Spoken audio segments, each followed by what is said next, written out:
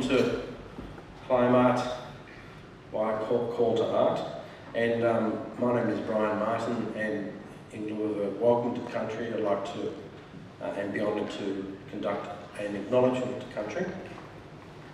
So, Nagara Na Yungan, Nagara Mala Yungan, Wala Jala Mala Yungan, Nagara Mala Yungan, Nigin Yama Gurugun Wandrandri Jungan, Honurong Jungan, and Nagara Banjo. I said we belong to country, we look after country, we don't do wrong around country, we do not harm country, we belong to country. Also, Nagaligang Dirarong Gurwai, Bandalang Gurwari, Gimiroi Jungan, and I pay my respects to Bandalang Gurwari, Gimiroi country with my ancestry, and Dirarong Gurwai, who's a great ancestor of Bandalang peoples. I'd also extend respects to Bunjil, the great ancestor of the Kulin nations, and pay respects to elders past, present and emerging, all First Nations, global people here today, and this evening, or this afternoon, and today. So thank you very much.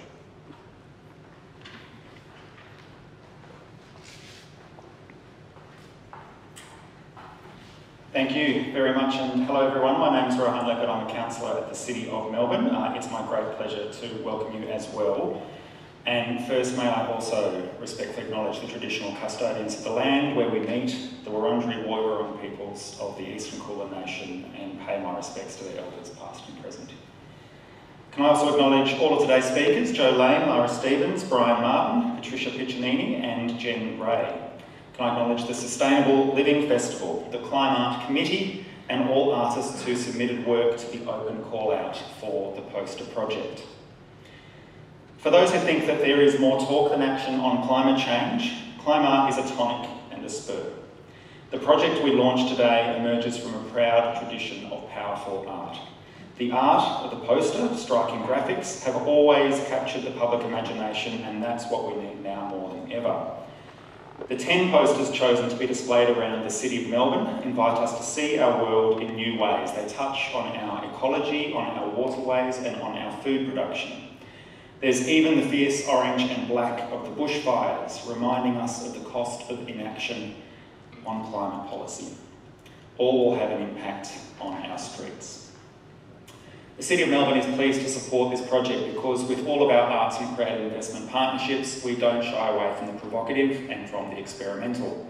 Our support for the arts will play a major role in this city's recovery, and can I urge you to look high up among the buildings to see the impressive murals in 40 of our laneways, part of the current Flash Forward project. Our council also got behind CLIMARTE because we walk in step with you and the Sustainable Living Festival in addressing the climate and biodiversity emergency.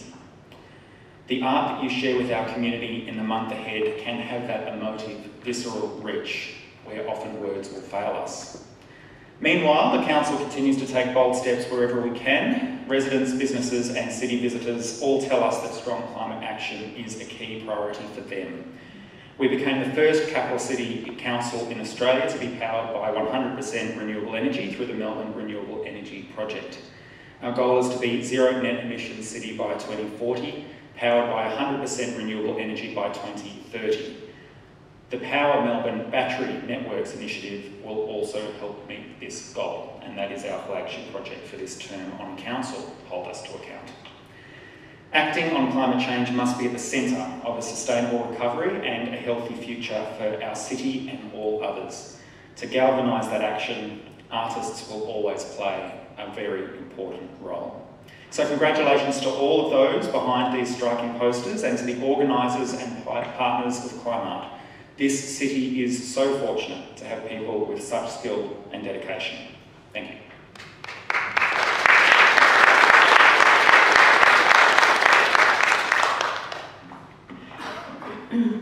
Thank you, Brian. Thank you, Councillor Leppert. I too wish to respectfully acknowledge the traditional custodians of the land where we meet, the Wurundjeri Woiwurrung peoples of the Eastern Kulin Nation, and pay respect to their elders, past, present and emerging, as well as those here today. Thank you again, Councillor Leppert, for your amazing words. City of Melbourne's support for CLIMARTE is so valued. We also want to thank the Sustainable Living Festival for their support. My name's Jo Lane, and with Deborah Hart, I've produced this project for CLIMARTE.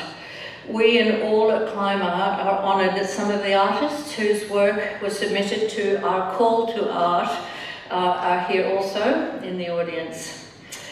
This year is the third poster project supported by the City of Melbourne. We decided this time to make an artist call out, to tell people to submit their ideas, to go into posters that would be plastered around our city.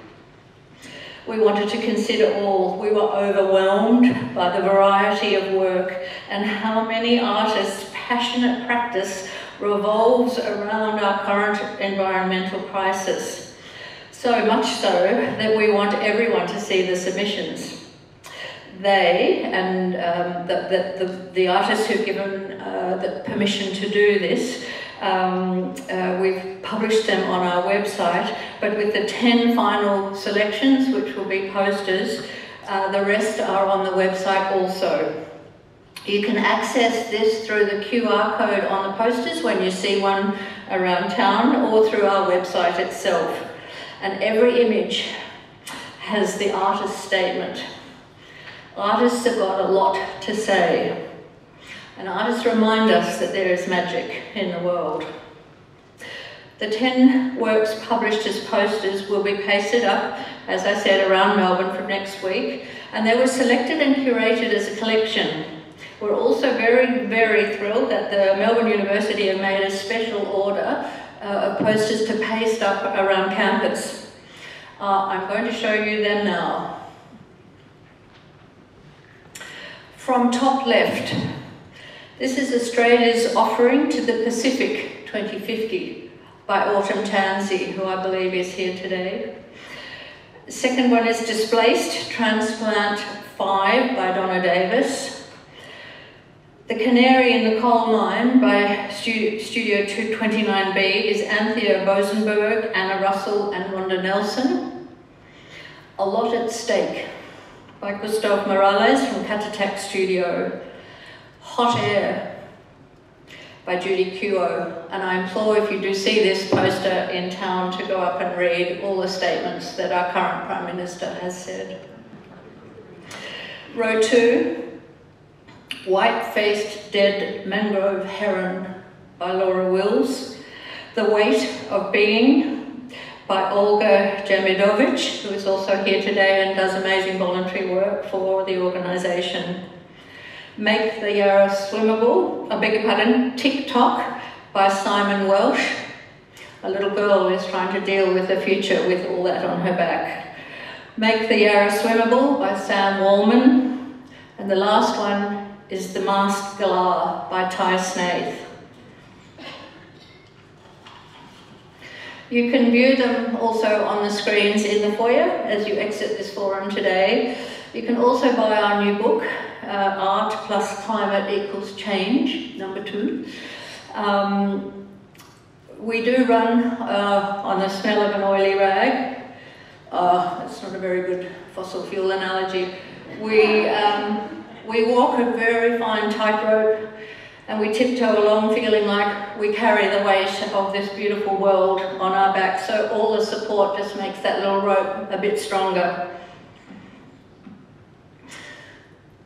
Now, I've got the honour of, sorry for the darkness Ronnie God just plunged you into, I have the honour of introducing 4 incredible people on stage to commence our forum. Why? A call to art.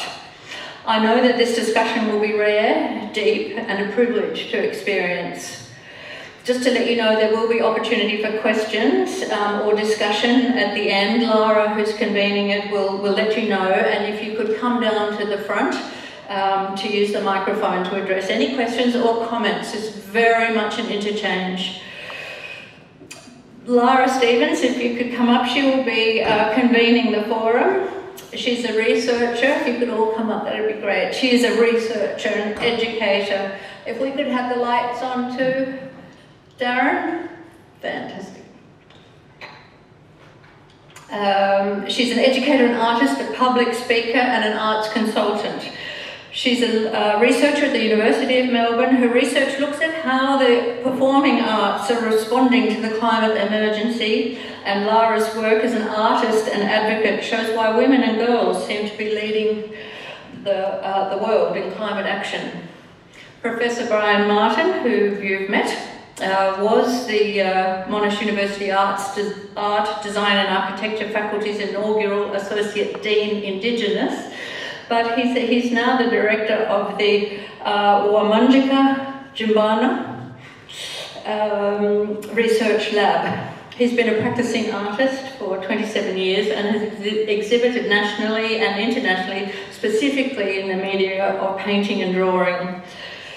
I've seen his drawings, are astonishing. Anyway, his research and practice focus on reconfiguring Australian art and culture from an Indigenous ideological perspective based on reciprocal relationship to country. Professor Patricia Piccinini is an Australian artist who works in a variety of media, including painting, video, sound, installation, digital prints, and sculpture. Patricia has spent close to 3 decades exploring humanity's relationship to technology and the environment. Her A Miracle Constantly Repeated is currently showing in the wonderful, mysterious rooms at Flinders Street Station through Rising, and please get along. If you have not been already, it's an astonishing experience to see the work. Dr. Jen Ray is a Naarm-based, do I say Melbourne? Based artist, researcher, facilitator and educator of Canadian Red River Métis Scottish descent from Treaty 6 territory. Her practice-led research expertise is in the discursive field of contemporary environmental art and environmental communication. It's centred around cultural responses to climate change, everything change, specifically the role of artists and creative inquiry. That saves them introducing themselves. Thank you very, very much, and I'll now hand over to Lara.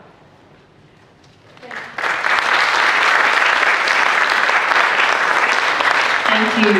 Thanks, Jolene. Thank you to Deborah Hart. Thank you, Councillor Leppert, for that introduction, and of course thank you so much to Brian for your warm acknowledgement of country. And welcome to everyone here this afternoon. Thank you for spending your time on a busy Saturday to come out and hear this, what I'm sure will be an exciting conversation. I think as lovers and appreciators of art, we are all in agreement that live encounter is a magical and important and beautiful thing, and something we've been deprived of now for so many years. So I really appreciate you being here, and also acknowledge that it comes these days with a degree of risk, for some more than others. And I want to acknowledge that you're taking that risk, that shared risk with us tonight, and it's greatly appreciated. But also, I think it speaks to the importance and the urgency of this conversation about the role that arts can play in the climate emergency, and of course it speaks to the extraordinary guests who are sitting next to me tonight and their influence in that climate conversation.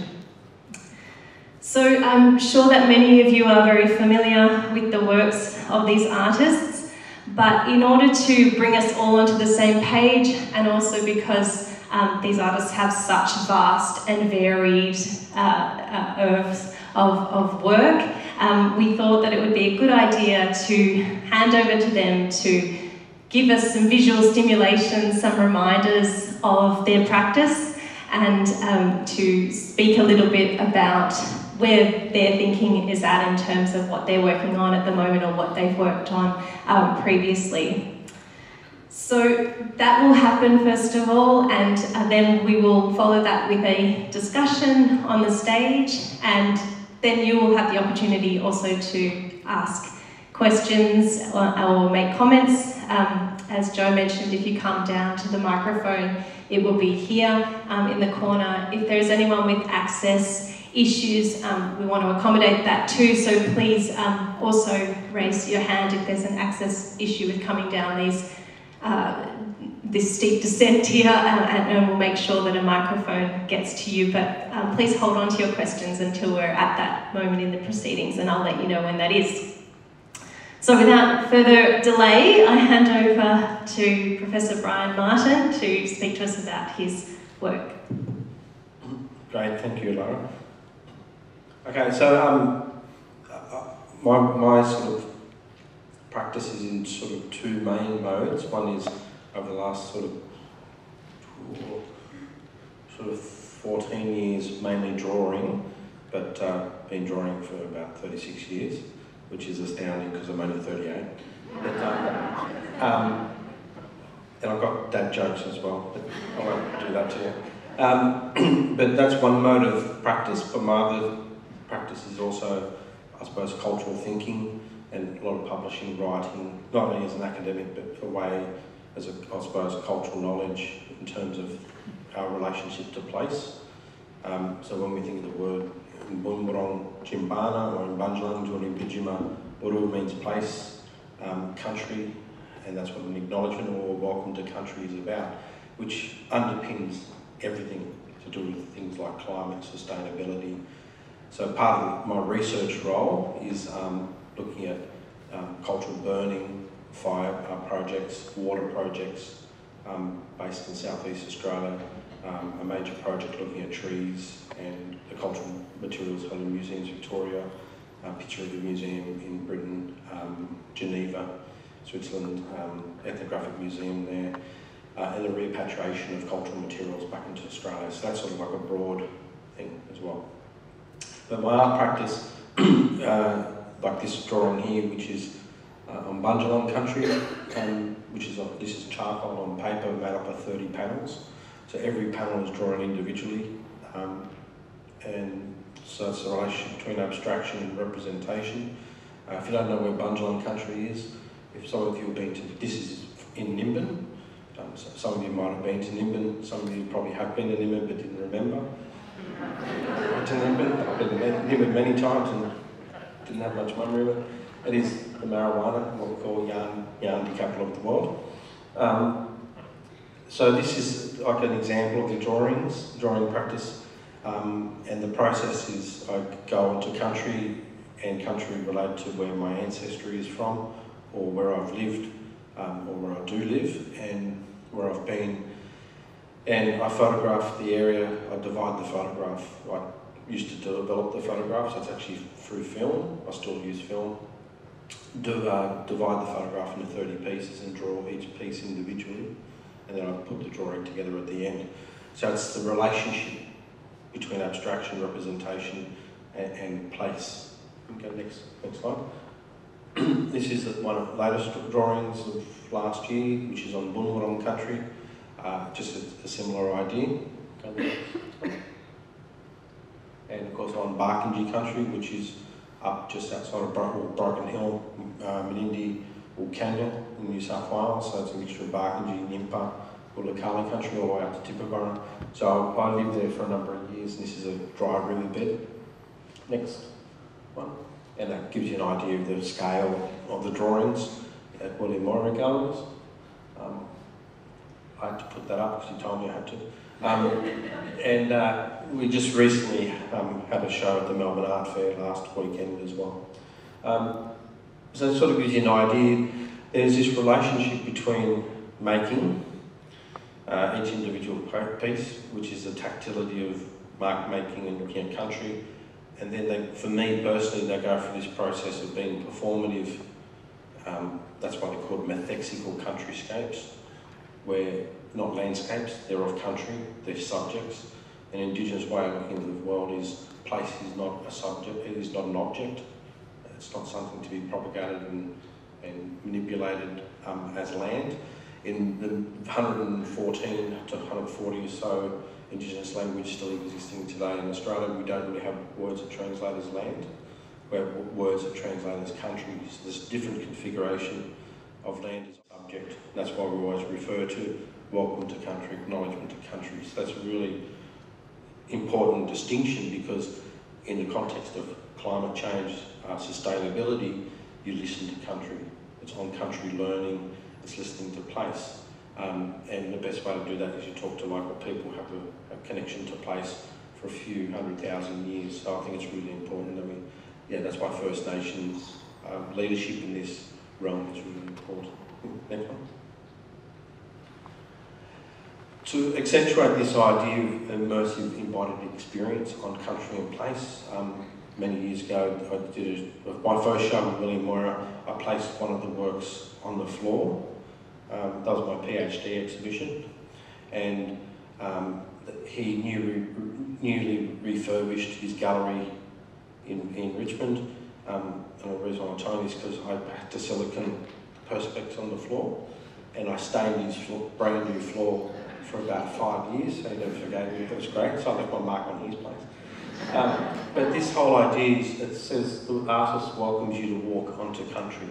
And when we think about practices, material practices, there's a difference between, as I said, performance, abstraction and representation. So if you look at these two works, the work on the floor is on Bunwurrung country, which is the separation tree in the Botanical Garden. So Auntie Caroline Briggs and I went walking around taking photos, and the one on the wall is from my grandmother's country, Gamilaroi country in New South Wales.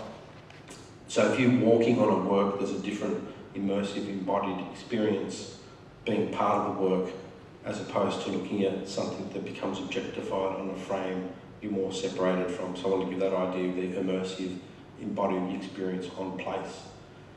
It is interesting to watch people walk on a drawing, especially curators. They tend to start dry reaching, so I can't do it. So you sort of have to push people to walk on it. So it's an interesting interaction. Next one. This work was during Rising Festival, and which was was curated by Kimberly Moulton, who's the senior Indigenous curator at Museums Victoria, and this is like a digital reproduction of 13 works, 13 drawings, which is just out on Swanson Street, and this was called the Agency of Bungabi. Bungabi is a Bundjalung word for trees, and if you've seen the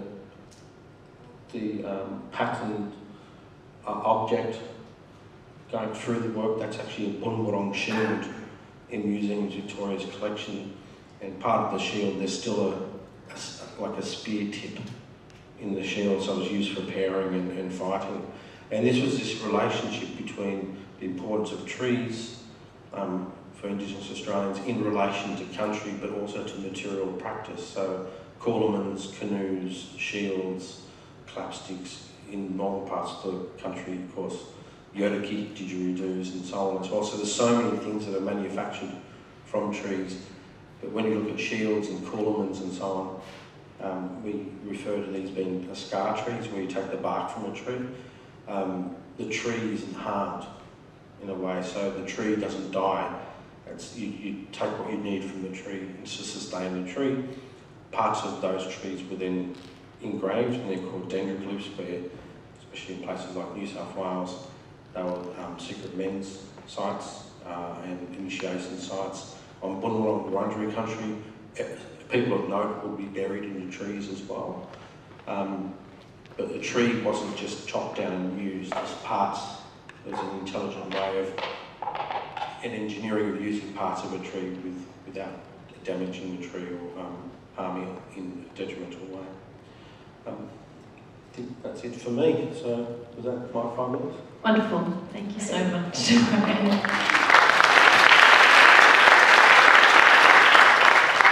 So many things to unpack there, but before we do that, I will hand over to Professor Patricia Piccinini to give your 5 minutes.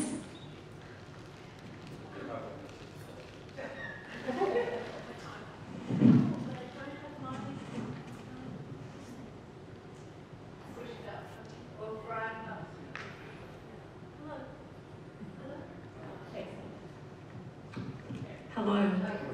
Hi. So, for the past 30 years, I've been making work around ideas to do with how we define the natural and how we define the artificial. But for about the last 10 years, I've been looking at this question and the relationship around the lens of our relationship to the environment. And this is because we're in the middle of a climate crisis, and it feels like it's the most important thing to talk about with people. If I'm going to talk about anything, this seems the most important thing. And so what I want to do is I want to create cultural meaning with other people around these very real and urgent challenges in our time.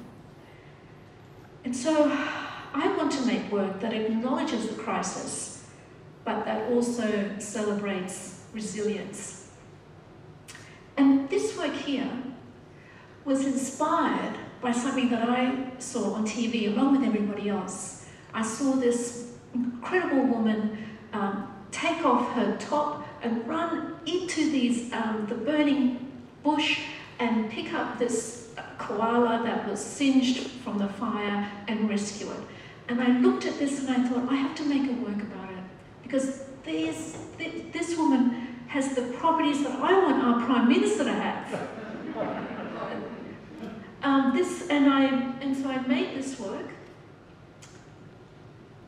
and what we see is these two young people holding this by now very iconic image of the bird koalas being cared for by people in these washing baskets.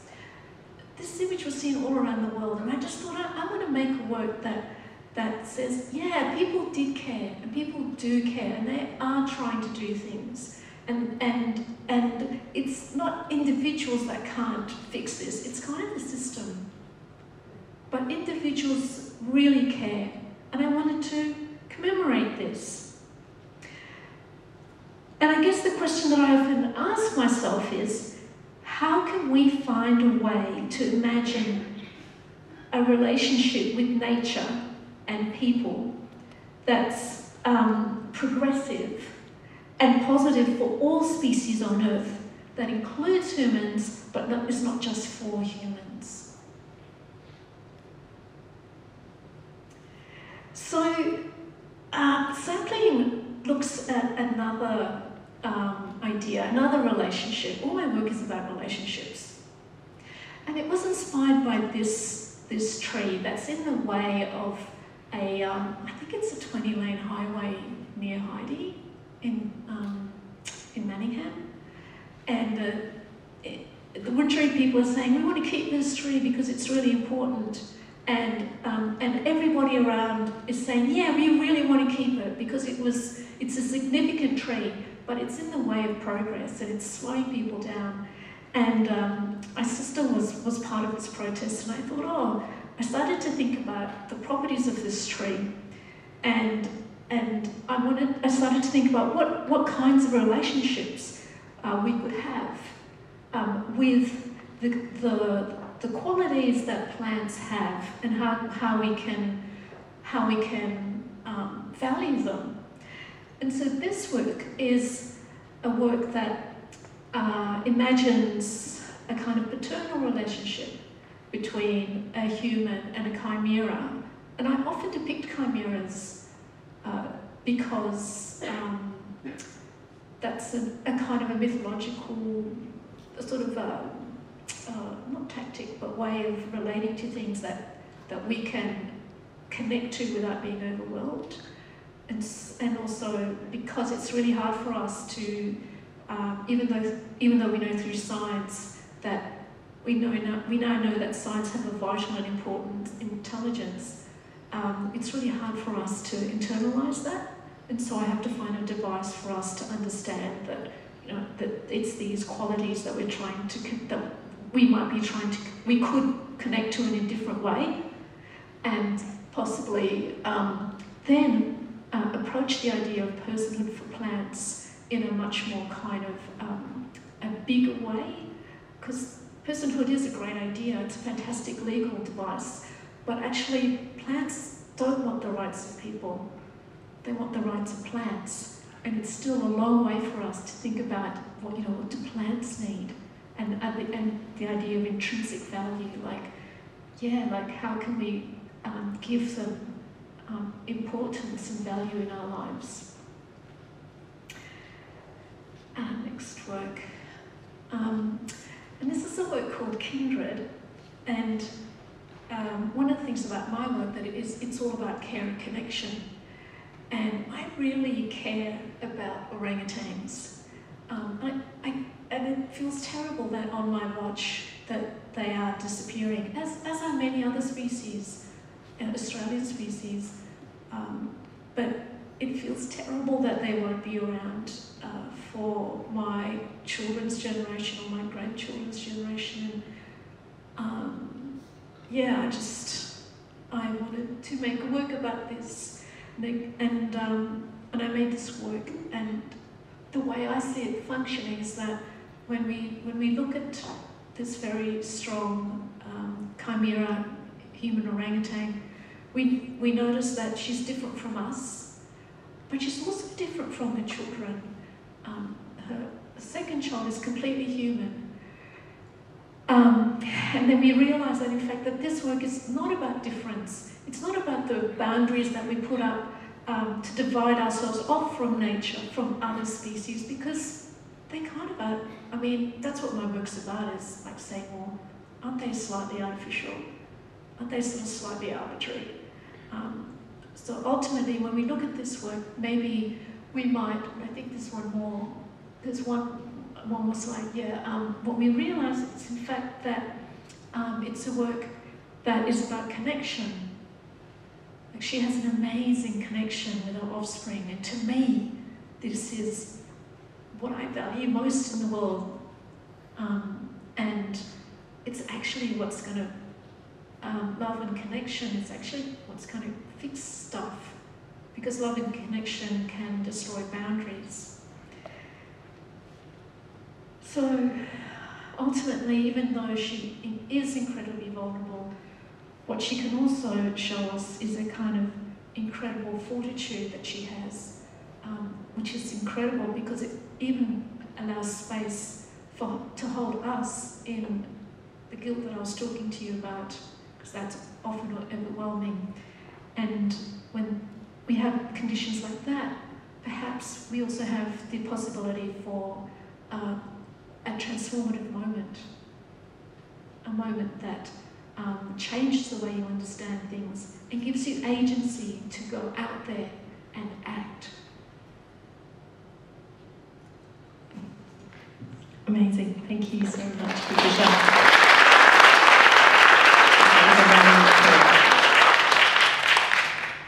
So, Dr. Jen Ray, I invite you to your discussion. Okay, thank you very much. I'm very honoured to be here and to be invited by CLIMARTE as well. So my practice is a lot about pin drop moments and crossing thresholds. And disasters are a really terrible time to learn new skills. The first time I heard about climate change was in 2003. My sister was the greenie in the family and I was the artist, and I often would create work to help her communicate things about climate change. And over time, as I was learning about climate change, I was like, why isn't anybody talking about this, you know? And for a number of years, I created works in the studio. I have a drawing-based practice, and I was showing work, and what I kept realizing was that I was often preaching to the converted, and I would box these complex idea works in a box and nobody would see them again. And I had a pin drop moment in 2015, and it was right after my father had passed away and just before my daughter was born, where, for lack of a better term, I just realized that shit is going to happen and it's going to hit us, and what are we doing to prepare for it? And so since then, I've crossed the threshold, and I work solely on works that relate to dealing with climate-related disaster and disaster preparedness. So I'm a core artist of Arts House's multi-year refuge project, where we are, there's artists and academics and scientists and First Nations elders and communities. We come together and we rehearse disaster scenarios. And we do this through a 3-stage methodology where we have a creative lab where we map a scenario, and then we rehearse it, and then we evaluate it, and it poses questions for the next year. So in 2016, we rehearsed a flood. What would happen if Melbourne was, if it flooded and we turned North Melbourne Town Hall into a disaster relief centre. We did a heat wave in 2017. We rehearsed a pandemic in 2018, which we were really afraid of even using the word pandemic back then. And for the last few years, we've been looking at climate-related displacement and cascading effects of climate change. We can turn there. So I'm really interested in difficult questions. I'm very interested in what are the skills and the knowledges that are often at the thresholds of being lost or ignored, overlooked. I've spent a lot of time trying to get the legs of artists at the table when it comes to climate discourses. And what I've learned from working with my community, working in refuge, is that there's a lot of wisdom in the community, and oftentimes they're not invited to the table. And so Portage is a 2-year project, and I've been working with, over the 2 years, I worked with 100 different members of the community, predominantly from 4 of the different housing estates, alongside emergency services. Portage in my culture is a word that means to carry your canoe over land navigatable waters, and it's not something that you can do yourself. And I use it as a metaphor to think about how we are going to navigate to the next stage in the climate emergency. This is a picture of, sorry, Joe. This is a picture of the rafts that we made with giant grass, and I worked with Marcus Jabard on a sound piece, and when you came into this installation, it was about being adrift in darkness. It was a binaural soundscape to the sound of emergency bells, and it took you to this threshold, and then it let you down gently. Okay, we can move to the next one. So this here is a poster. Like I said, I'm really interested in the conversations we're not having. This is a poster that I pitched to CLIMARTE in the second iteration, and I also pitched it again to this iteration, and it's a very uncomfortable poster. I was asked to talk about it today. This work is about altruism and intergenerational justice in the climate emergency, and it speaks to the difficult conversations that we're not having and the fact that we're going to have more difficult conversations in the future. I was at a book launch by Peter Christoph in 2014 about 4 degrees of warming, and somebody in the audience put up their hand and diverted the conversation and said, "Can't we talk about population control?" And my instinct in that moment was, well, would you put up your hand? You know, it's something for us, for this person to be talking about other people's bodies and women's bodies, but the question is, would you actually put your hand up? And so this is the poster. In 2030, the last of the baby boomer generation will be over 65 years of age at the same time when it's predicted that we will reach 1.5 degrees Celsius. Do we have the resources to support 61 million aging baby boomers, let alone their lifestyles in the decades ahead? And I'll talk about it more, but there's more questions affiliated with it. And my last slide here is Refugium. This is a film that I made with Claire G. Coleman, who's the author of Terra Nullius, as well as Lies, Damn Lies, which I hope everybody reads. It's a brilliant book. This work is a film that's centered on First Nations knowledge and protocols. It's about time travel. It's a Zoom call to the future. Claire's in 2042, and my future ancestor is in 2121. This work centers child-centered trauma prevention and intergenerational justice in the climate emergency, and it is a call to act. It is also the blueprint for the Center for Reworlding, which is the work that we're continuing to do. But that gives sort of a synopsis of my practice there. Thank you, Jen.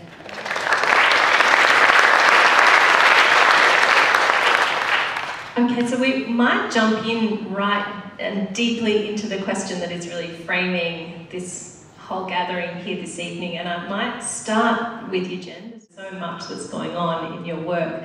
I often have students that, artists who I'm working with who are coming to me and saying, but I'm not the one tying myself to a tree, I'm not stopping that bulldozer, I'm not the one writing, environmental policy or standing up and fighting those battles in the courts.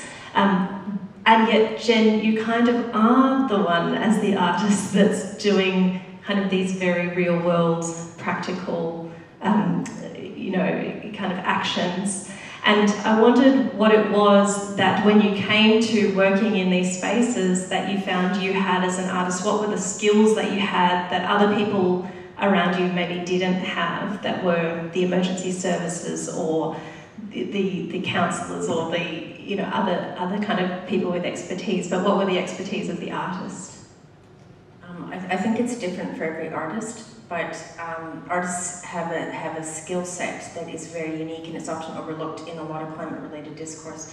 We're meaning makers, and we craft stories. We use metaphor in different ways.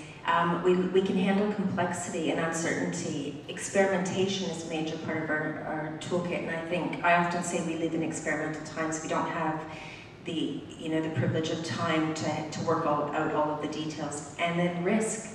We are able to deal with risk in different ways, and we're living in these riskier times. And so, like scientists, we have experiments, right? We can, they'll have a hypothesis, and they have to follow. They'll do their tests, and they have their methods to test, and then they, even if they have failure, they still have to complete it. Whereas complete the project, but with artists, we can change the course at any time. We bring in reflexivity, we bring in collaboration, we bring in agitation and provocation. These are the sorts of things that I think, living in experimental times, we can actually bring to the table. And I was saying to Deborah when I was coming in here, I've been advocating for my legs and artists' legs under the tables for 18 years. I'm really about kicking over the table and building a new table and having new boxes for us to work on. And I think that this is a golden opportunity for artists and people in the arts to do this. Great. Ryan, does that idea of experimentation and risk fit in with anything that you're working on? And I'm sure it happens in different sorts of ways in your practices.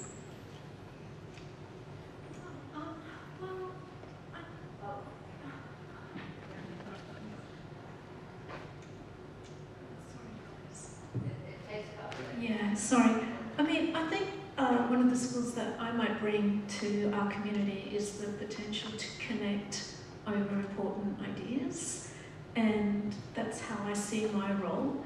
I don't have expertise in a whole bunch of different areas, but I do see myself as making opportunities for us as a community to come together and engage in really important ideas, and then creating meaning, cultural meaning together, so that meaning doesn't reside in me, it resides in the interaction between my intentions, the artwork, and viewer. And then if something happens, then people then go out, if they get something out of the work or the experience, then they go out and do something in the world, because everybody has their own expertise and their own strengths and their own abilities to do great things. Wonderful. Yeah. Brian, did you want to? I suppose what Jen was saying, which is interesting, is I prefer not to refer to art. I see it as creative practice, and creative practices in terms of research are emergent. That's why we can change the discourse of that research at any given point in time. They're also relational, and there's a matrix of relationships. For example, there's an Indigenous academic Mary Graham, who talks about place, and she states, for Westerners, inquiry precedes place. For Indigenous peoples, place precedes inquiry. So it's a starting point. And the seat at the table, we've got to change that discourse. We don't want to sit at your table, we want you to come sit under our tree. And that's the whole point. The table doesn't work anymore, and that's and we've known that for generations. And so we're at a point in time where that may be too late, but there's also, we need to look at place, we need to listen to place, we need to listen to country. On-country learning and design is important. You know, there's two elders, Bundjalung elders, Uncle Greg Harrington and Uncle Charles Moran, who stayed with Norm Sheen, academic, graduate academic, who's sort of see the colonial project is designed on the patterns of disregard and self-regard, and that's why we're in this climate crisis, because it's premised on those two things. You can't disregard place, you can't disregard the matrix of relations between people and place. We have a major impact on this planet. We're not objective beings that walk through space and time and don't leave a footprint. That's, yeah, beautiful and profound philosophy for us to learn from, I think. Yeah, the idea that place precedes inquiry. Amazing. I also wanted to pick up on some of you're all talking about these relationships, these complex relationships, not only to place, but to others within that place, whether they be human or non-human. And I know that all of your work responds to this intergenerationality or kin, or this making of new kinds of relationships and connection. And I was wondering if you could each speak to how kin or intergenerationality kind of manifests in each of your practices. Yes. Well, it underpins everything. I mean, trees in what I've been looking at, they're my ancestors. They have agency, they have subjectivity. To put it in other terms, the Wanganora River in New Zealand, which has the status and legal rights as a human being, is how we see country. So when we think of various, like the tree in your instance at Wurundjeri country, or the Jacarong tree, or various, we look at various sites around Australia that have been destroyed. You've got rock art in Australia, 110,000 years old, that's been mined and blown up. And you go to St Mary's Cathedral in Sydney, or St Andrew's Church here, and start knocking the bricks out, you'll be arrested. It's our whole value system is back to front, and we have cathedrals in Australia which are the oldest in the world. We've got the oldest living culture on these lands, on this country, and we can learn from that place. And that's what our collective generations are here, not just Indigenous peoples. Elders always say, I'm not from Wurundjeri, Wurundjeri country, but we walk in the footsteps of our elders every day. We are one beautiful elder many years ago, Uncle Norm Hunter, a Gullah Wurundjeri elder, would say, if you're on Gullah country, you are Gullah. You belong to place. That's all of us here in Australia. We're on Wurundjeri, we're on Wurundjeri country, we're all part of that place, we're not separate. And that's why once we get over that, as Australians, whatever that is, I suppose Scott Morrison can't be one of us. But I think once we get past that and accept our collective cultural identity in Australia, then we can learn from it. And that's intergenerational, that's kinship, that's the matrix of relationality premised on place. Thank you. Patricia, I know that you use your daughter as a model in one of the works in the exhibition that's on at the moment, and also you work very closely with your partner, but also you are speaking to generations of future cyborg kind of chimera creatures. Could you talk a little bit about how that changes the work for you? Oh, sure. I mean, because I have children, everything seems a lot more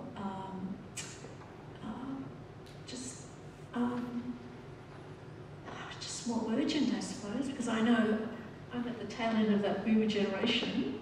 I'm on my way out, so it's their lives that will be affected, and I look at them and I watch my teenage children during the pandemic and the trauma that they've experienced, but also beyond that, just the everydayness of experiencing this climate crisis. yeah, I have to, you know, my children, they've already said to me, we're not going to have children. That's a pretty tragic thing to hear, and it's not uncommon. So it does motivate me to try and say something in this space, because that's tragic, really. But talking about kin, I guess one of the main tenets of my work is that, as we've understood through science, that we're all connected. Like, we really are actually all connected, and us and other animals, there's not much difference between us. And indeed, if we are going to save this planet, it's not going to be us that's going to do it all by ourselves. We're going to do it together. We're going to go forward with other animals. And it's that kind of realization that's going to help us go forward, and we need to kind of break down those boundaries around difference, I suppose, how we relate to difference. And your work certainly does that. Yeah, that's what I'm interested in. Yeah. Jen, would you like to comment on this? My daughter doesn't know about the climate emergency, right? Even though she's been sort of strapped to me since she was 5 weeks old during the first Refuge Creative Lab. But during the beginning of the pandemic, we lived in Faulkner, and our backyard was on the fence line of St. Basil's, and we had drones flying over and ambulances, and 180 people contracted COVID, and 45 people died, and we had a willow tree that sheltered her from seeing a lot of this, but we had lots of questions. And it was at the same time that Claire and I were writing Refugeum, and Claire and I would meet for 4 hours once a week, and Claire could get into the apocalypse just like that, like into that sort of thinking. And I would say, okay, I've got to hold back here, you know, I've got a child, we've got a crisis happening on the other side of the fence. And that's when it was this pin drop moment, just going, these kids, what are the survival skills that they're going to need if we traumatize them, right? They are our future generation, right? And in our culture, you protect the kids the most. In emergency service management, children are the last that get thought about. So I think we need to really prioritize the well-being of our children, because they need to be able to imagine. And if you are traumatized, you're not able to imagine. And so even like Rachel Carson used to talk about wonder. Like, you can't protect anything if you don't wonder about it. And it's not this thing that keeps you curious. We have to keep our children curious, and we have to imagine. And just, I'll finish here on something that Erica Violet-Lee, who's a young Métis writer from Canada, she says, we need to imagine a world that should have been prior to colonial disruption. And if we use that as our starting point, we can make something of it. Great, and that idea, of wonder and enchantment is perhaps one of those tools that the arts can bring to us in moving forward, and we see that in all of the work that all of you are doing up here, and no doubt many of you in the audience this evening as well. Would you care to talk a little bit more about the poster that you submitted, and is it possible, to bring it back up, to have another look at it more closely? This poster, when I first looked at it, I was really interested by the provocation, and because we're talking about posters, they have a kind of historical relationship, of course, to propaganda and to particular regimes that are driving particular ideological messages. So kind of interested in the role of posters more generally in our present post-truth era, but also in provocative kind of posters that are demanding a very kind of sensitive issues that are kind of being touched on or not spoken about. And this poster, when I read the fine print, which I only did sort of the second time I looked at it, reminded me of a play I'd seen called Hydra, about a post-apocalyptic future in which a young man decides that the world is so bad and that there's so much need for water that he will sort of euthanize himself through this particular company that offers this service so that he could give the water in his body to those who were dying of thirst. But this offers a different kind of provocation here because you've got the participants be over the age of 65, and I wondered if you could talk a little bit more to the idea of provocation and poster art and what you're doing here.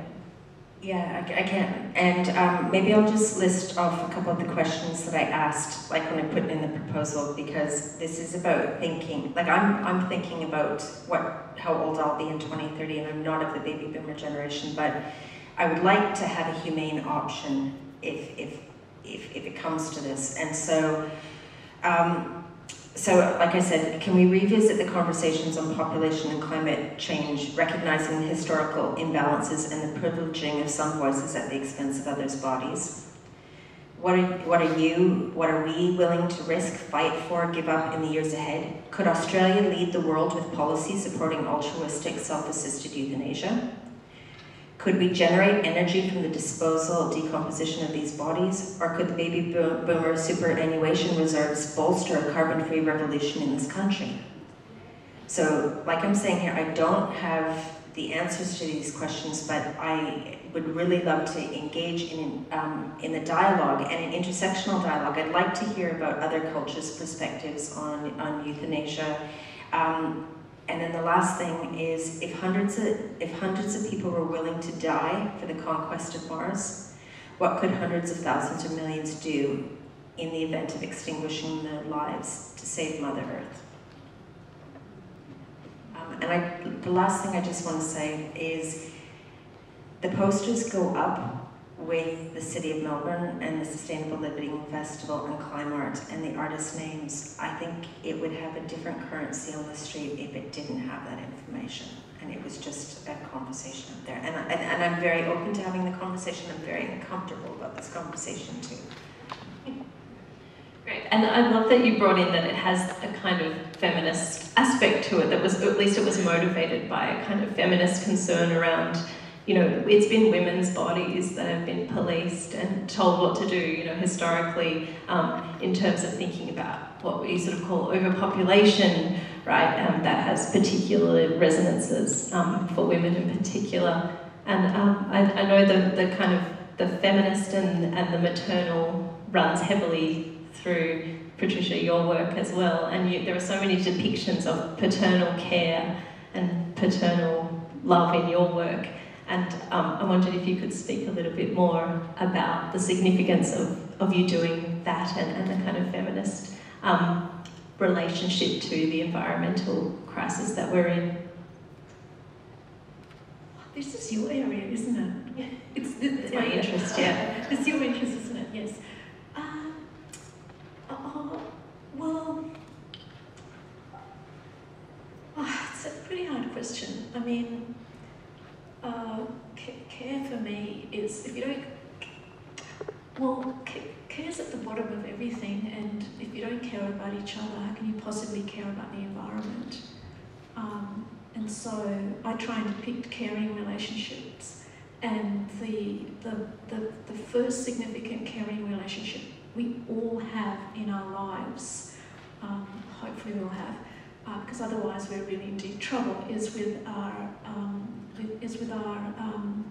nurturer, or primary nurturer. Usually it's the mother, and it could be the father. So, yeah, having raising two children, it just makes me very aware of that role and how undervalued and how not validated in our community it is, and also seeing a lot of young people in crisis, a lot of especially teenagers, and how little, how so few resources there are available to them, and yeah, it's just a kind of a it's just analogous to everything else. So yeah, I mean, cares. I try to depict caring relationships, and I don't see it reflected back at me in the community very much. Listening to others as well. Listening and validating has been something that in this way of being, I've had to learn to do that, which is incredible because I thought I was a good mother, and then I had teenagers, and I had to learn that skill, because I was quite an authoritarian person because I grew up in this context of authoritarian knowledges, and now I really, really respond badly to authority in any capacity, even if it's good. And to me, the only way to create meaning and to make change is to do it together with other people and by listening and caring for them and for each other. Thank you. That's a great answer. And do you want to talk a little bit more about Care for Country in the way that you go about putting together your artworks and how that kind of the discussions that are going on about intergenerationality in your communities? Yeah, I think, majority of Aboriginal Australia is usually, we're premised on things called moieties, so it's either patrilineal or matrilineal. About 75%, 80%, don't quote me, of Aboriginal Australia is matrilineal. So your totemic ancestral lines are passed down through your mother's line. When we look at Aboriginal communities today, it's always been the matriarch that sort of govern our communities. It's very opposite. This idea of binary between genders is a very Western idea. It's not Indigenous.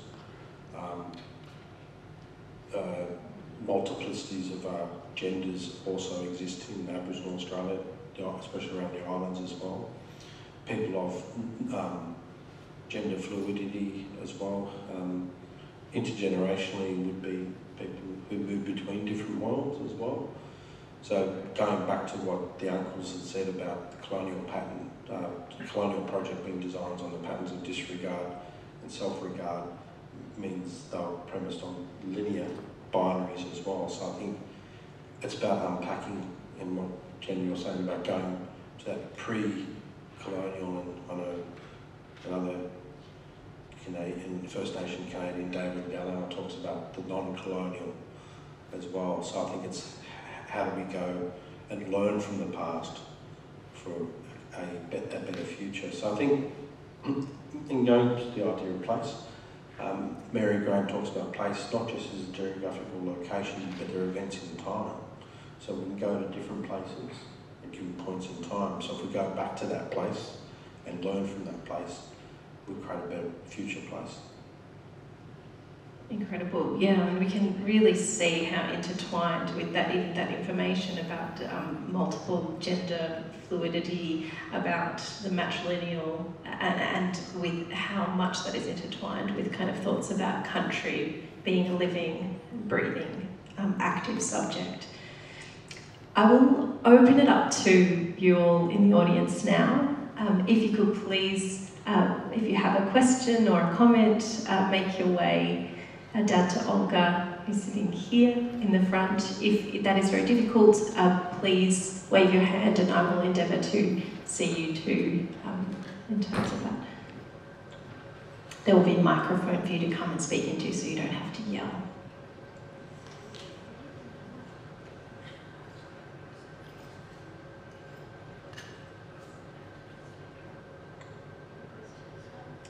Everyone feeling a little bit shy? There is a question up there. Yes. Okay, we have our first. Excellent. To break the ice, thank you.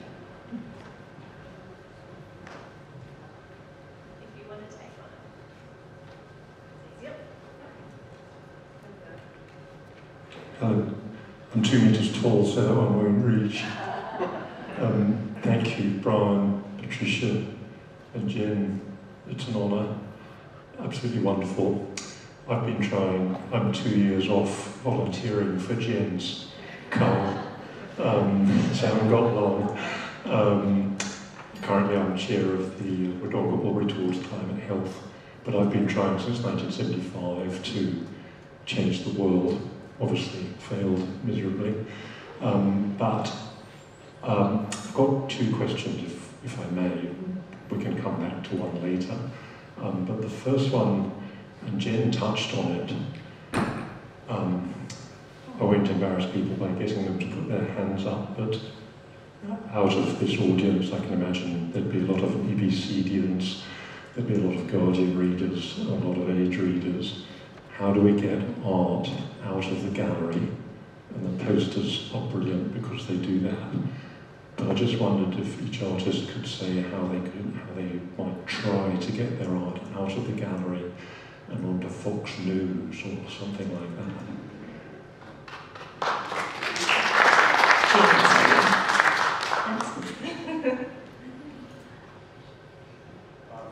I don't know about Fox News, I can't answer that.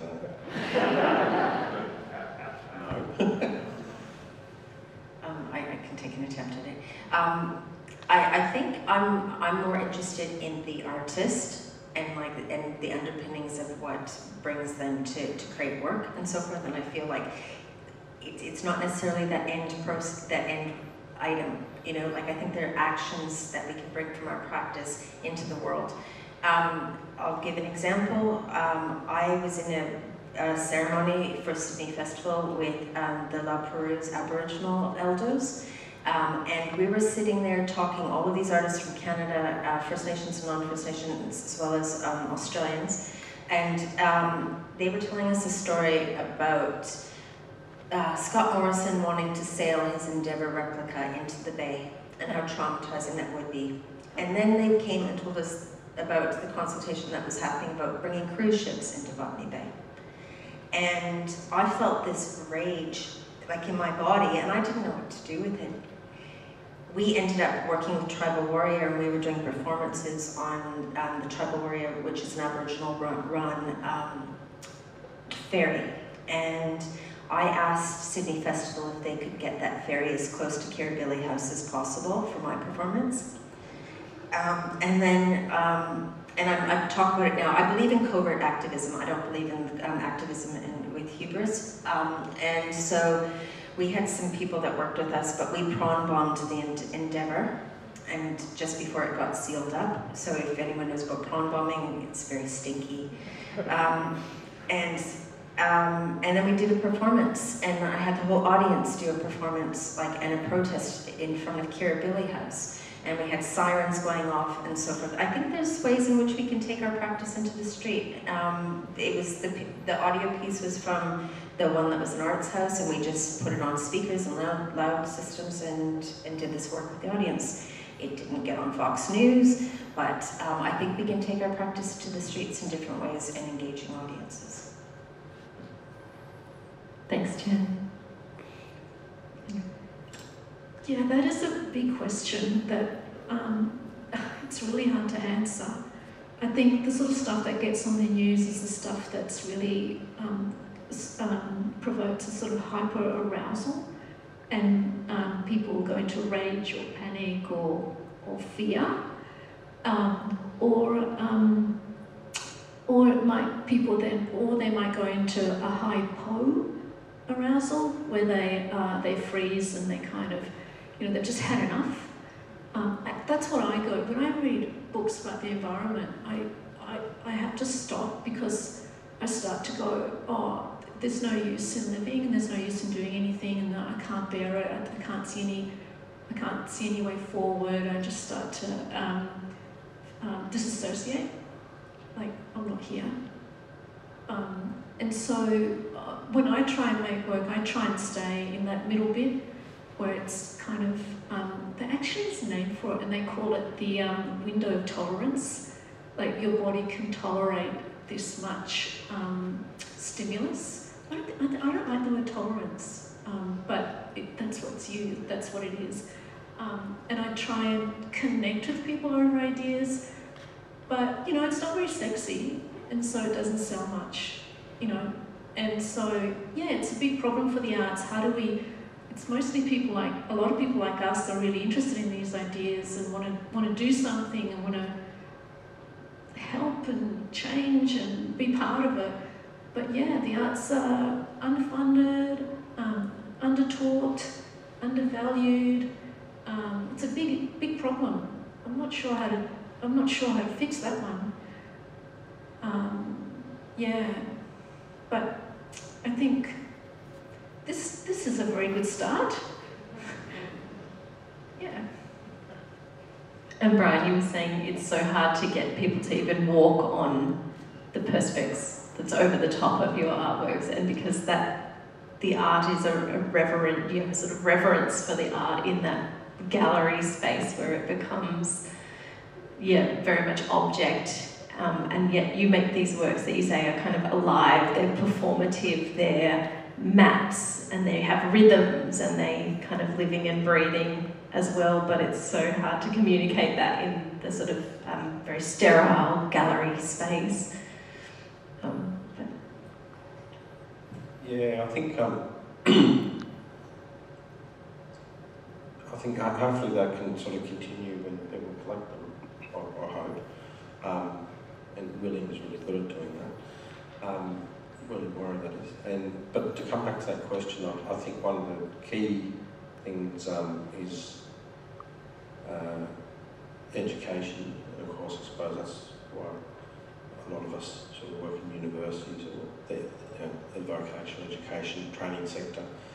And I think that's where, I've been fortunate to be teaching for the last sort of 22 years. And a bit longer, 25 years. And in that time, especially if you're teaching undergraduate students today, there's a whole new type of person coming through, new generation that are thirsty for understanding where they're from, where they're going. I look at my two children who are 22 and 20, and they're the warriors of the future. They stand tall. They're not of my generation, my grandmother's generation, where we were beaten down. They're totally different. They're walking as warriors. They're the new warriors. They're the pre-colonial warriors we used to be. So it's really exciting. There's a different generation coming through that are the vertical invaders, I call them. They're talking back. They're the ones who are going to make change. We've got to support them. We've got to equip them with knowledge, ancestral knowledge, from our elders down through to the next generation as well. I think that's really important. I think Fox News is the problem, and we can intersect in other ways. And I think for education, we've always got to remember, the art or gallery scene is still quite a niche thing, and I think that's why coming back to creative and cultural practices generally, the daily things, is there is, of course, that separation between art and society that has happened over the 20th century, or 19th and 20th century. So it's about reintegrating what are creative and cultural practices and how they're inseparable from living. Unfortunately, in a lot of first world countries, and especially places like Australia, there is that cultural divide.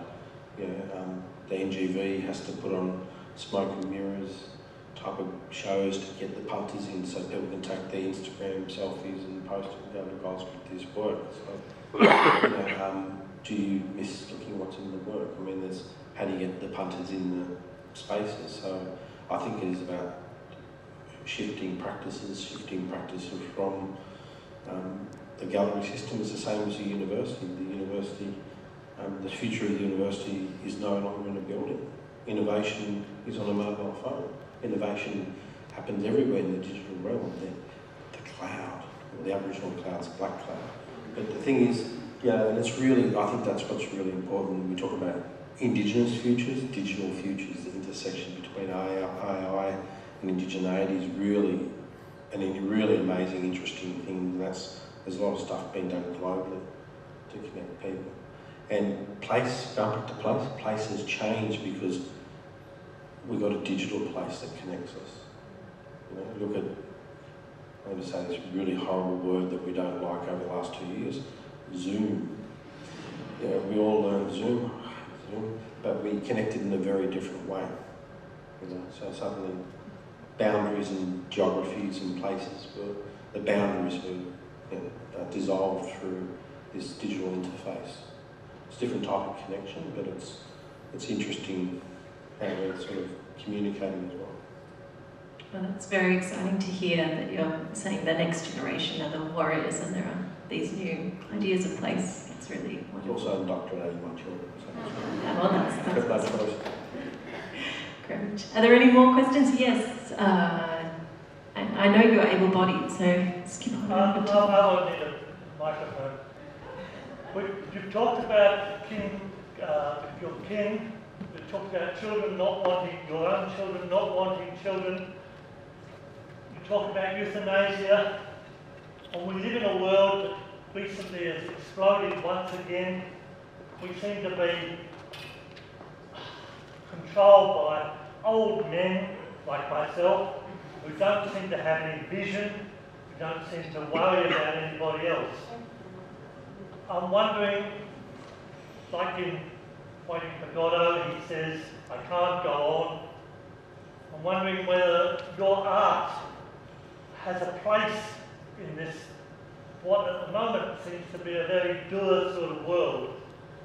And well, I'd be very interested in where you see that place and what sort of hope it can offer, if you think it can offer. Can we go on like they do in Godot, or are we a bit stuck? Is it as bad as it seems? Thanks. It's always been as bad as it seems. It depends where you sit and what colour you sit in, I think. I'm sorry to answer this, but I think for all of us as practitioners, these tenuous spaces are spaces of creativity, and we're in a very privileged position because we can make things, and that space between making something is magical. You know, and whether it's escaping from the world or tackling the world or delving deeper into the problem, is regardless of the fact that you can make something. And that is quite magical. Making something with other people is also magical as well. And then regardless of who we are or our experience of making, and audiences get to experience that. So that's the benefit of creative practices. It brings people together, like we're talking here about it. People interacting with practices is really important. So yes, it definitely has a place. It has a future, a strong future. Well, I mean, that's a good question. It's a question that I ask myself a lot, because I make these things and they take months to make, and then I put them out there, and then people tell me whether they're good or bad, or if they get something out of them. So yeah, it's a very good question. And when I make an artwork, I make it because I want to connect with people over an event. Like maybe it's the bushfires as I showed you, or maybe it's the extinction of the baton that's imminent, or the idea that leatherback turtles are also diminishing, whatever it is. And I feel as though when I do that, I bring this, a focus onto this space in a kind of open-ended and slightly optimistic way, because I try not to be authoritarian and tell people that they've done the wrong thing and that we're terrible and this is good and this is bad and who's responsible, and I try and make a work that is often filled with wonder and people can be curious about, but also has a bit of a push away, because the challenge is there to act, and that is hard. So I make this very complex interaction, and hope that people will engage with it and get something out of it, because when I make an artwork about something that happens in our world that affects us and all the other inhabitants, whether they be plants or humans or non-human animals, is in our community whether somebody goes, oh, plants have this potential, and this is what they mean, and this is what I'm going to do when I vote, or when I buy this piece of crappy commercial food, or when I decide not to take the car, or when I talk to my neighbour in a different way when I'm engaged. So yeah, I hope I hope that I fulfil that potential in some way through these artworks. And so the exhibition at Flinders Street Station is 11 rooms, and in each room there are the potential for different ideas to be engaged with. But yeah, I can't be the judge of that. It'll be the people who enter it and see it and come away with something or not. It's a gamble.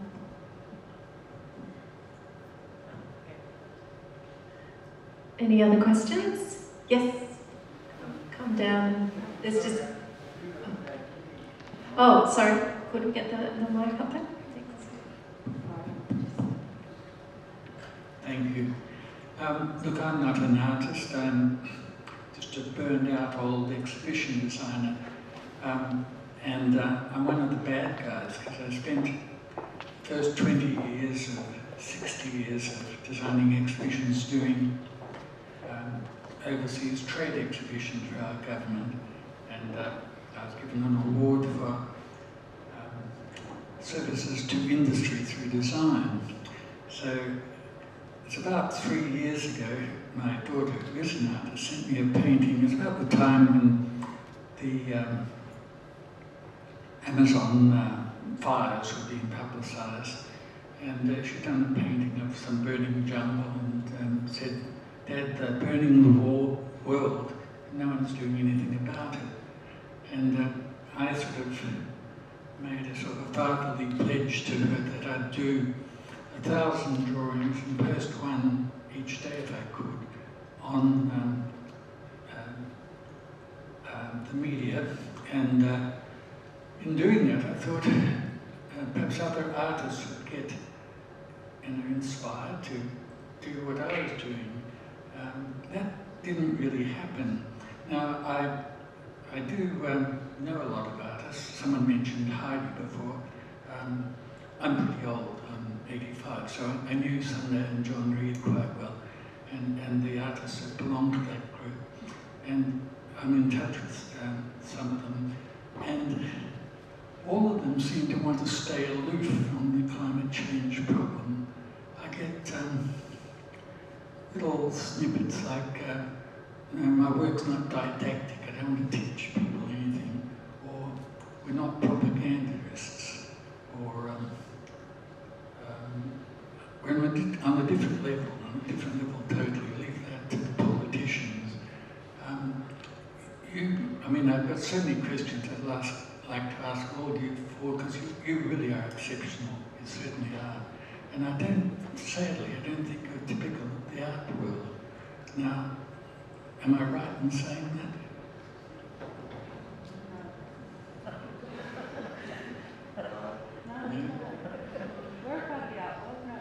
Yes, but I mean, are there any big name artists, like, you know,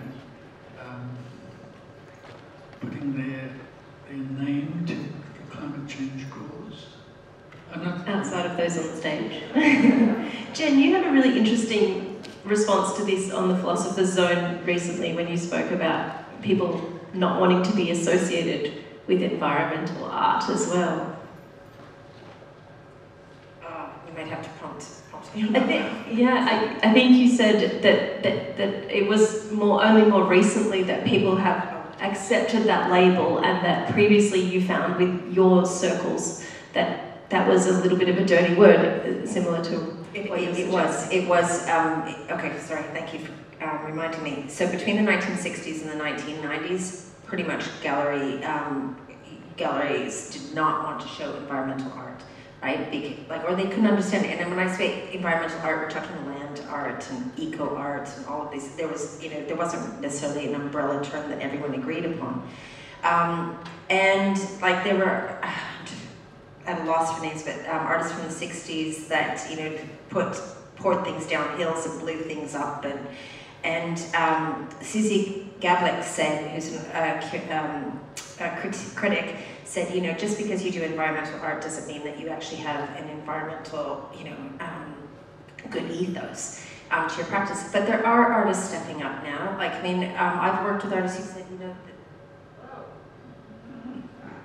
too much. Here we go.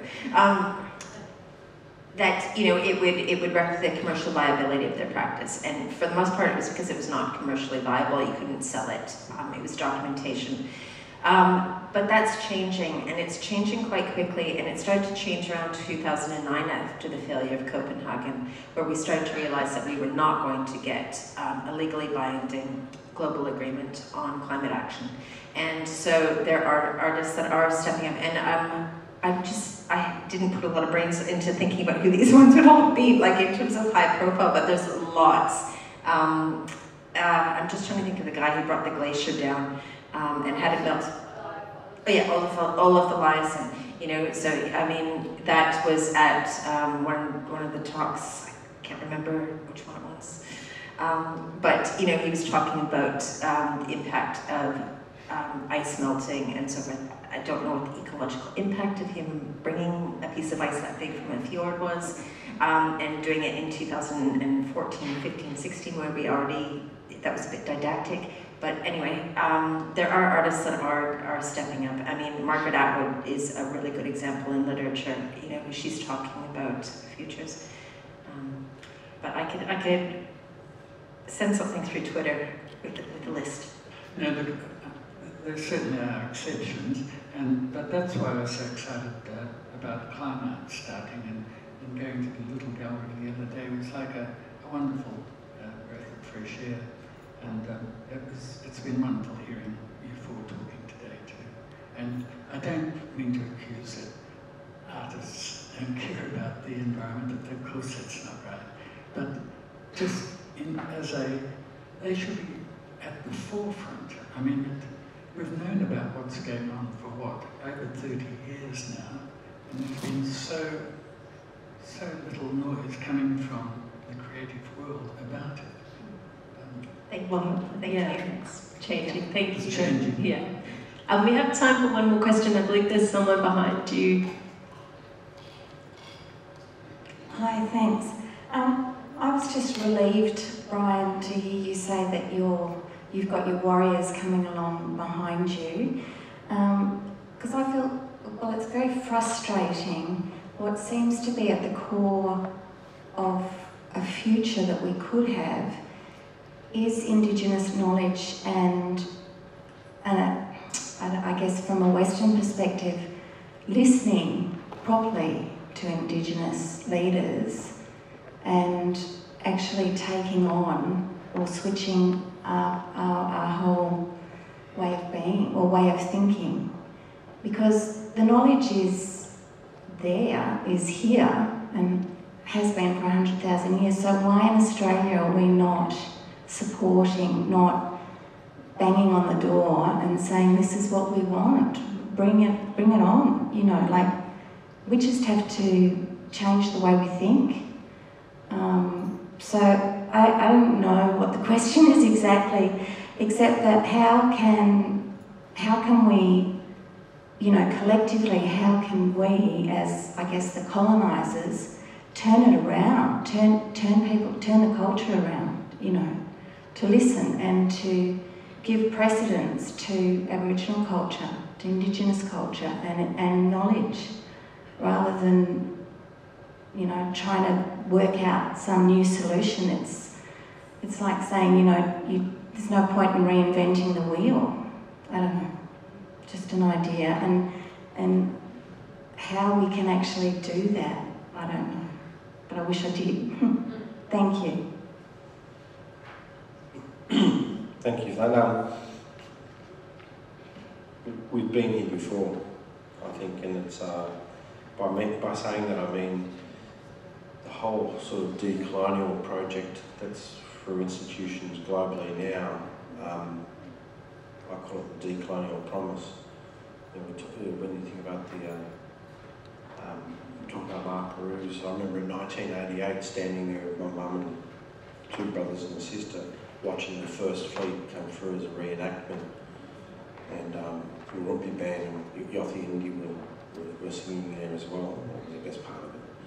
But and then in 1992 the Redfern Address in Redfern Park by Paul Keating, and then we heard Kevin Rudd with the apology. There's nothing on Paul Keating's speech, but we sort of went backwards, I think, in Australia. But there is a global First Nations movement.